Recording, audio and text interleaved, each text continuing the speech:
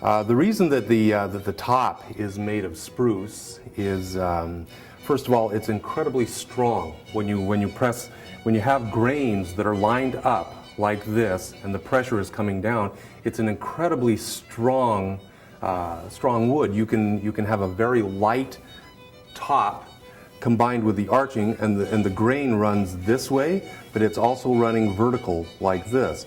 So when you have the pressure of a bridge pushing down, it won't compress. You maintain strength, but you still have a lightness, and it has a great resonance. It vibrates very well. It's your primary vibrating plate. And so spruce, it produces a more soprano voice in any instrument. You have spruce on violins, violas, cellos, and basses.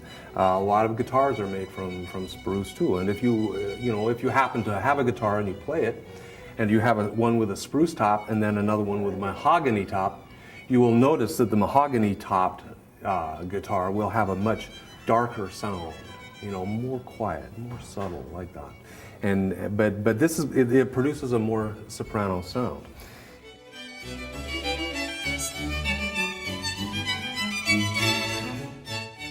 Maple is a hardwood, as you know, and it gives a very great foundation to the sound. Now the thicknesses, how you make the thicknesses of the plates, in this case the back, you will be thick here and you will be thinner out in the flanks.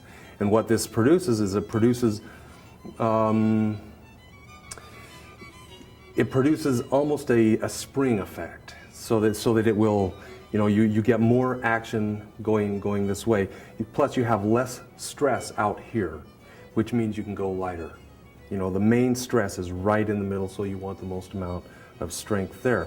And the maple gives a great soprano support for the violin, and violas, cellos, and basses as well. But on violas, cellos, and some basses, you will find other woods used for the back other than maple. Stradivari, for example, used poplar and pearwood sometimes for the back, and what resulted was a softer quality to the sound. It was more like an alto or a baritone with a deeper voice to it.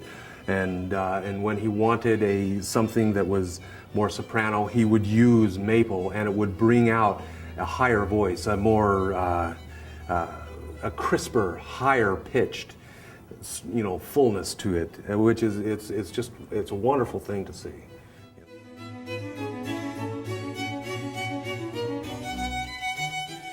The fingerboard is a piece of ebony. It's aside from just being a beautiful color and striking contrast to the instrument, it's extremely hard.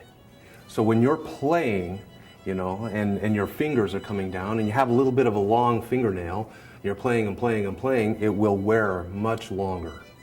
It is a part of the instrument that is replaced several times throughout the lifetime of an instrument, because it will wear as you play. These strings, the bottom three strings are typically wound now, and as such they act as little files. And with enough pressure coming down, even if you trim your fingernails, they will eventually wear pits into the fingerboard itself.